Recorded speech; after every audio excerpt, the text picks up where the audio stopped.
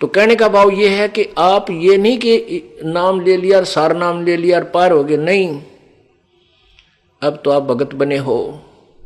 अंतिम श्वास तक प्रभु के चरणों में गिरे रहना पड़ेगा, पड़ा रहना होगा। कहते हैं पाकी खेती देख कर गर्भियो मत किसाने, अब हु झोले बहुत हैं घर आले तब जाने। कहते हैं फसल पक रही है जैसी वर्तमान में, और कहते किसान को कहता अब अभिमान मत करना, अब इतना बेरा कितनी गड़ फड़ शेष रहती हैं, कोई ओले पड़ जा, आंधी आ जा, वर्षा घनी हो जा। कहते तेरे घर आले जब अपनी मानिए अभी तेरी नहीं है। ऐसे ही कहते तूने सोचा मैंने सार नाम मिल गया, मैं भक्ति कर रहा हूं, कहते अभिमान मत कर लेना, अभी तक काल के बहुत ज्यादा जोके शेष हैं, सतलोक पहुंच ले जब पीछा छूटा मानिए, ये तब तक मालिक के चरणों में पड़ा गिरा ही रहना।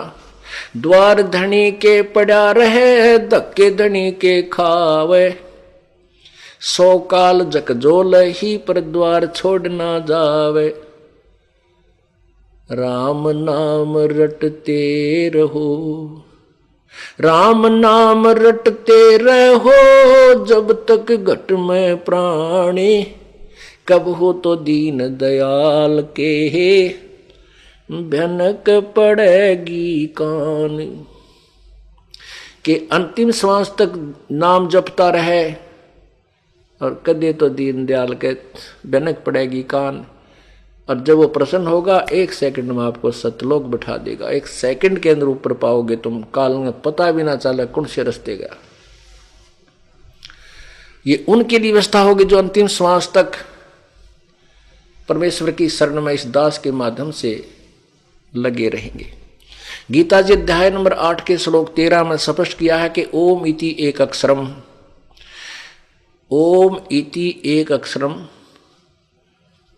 माम व्यवहारन ब्रह्म अनुसमरण, माम ब्रह्म मुझ ब्रह्म का तो ये एक ओम मंत्र है, केवल ये एक ओम अक्षर है। उच्चारण करके सुमरण करने का यह पर्याति तजन देहम सयाति परमाम गतिम, जो अंतिम सांस तक प्राण त्यागने तक इसका सिमरण करता है वो परम गति को प्राप्त होता है। काल कहता है वो मेरे वाली परम गति को प्राप्त होता है।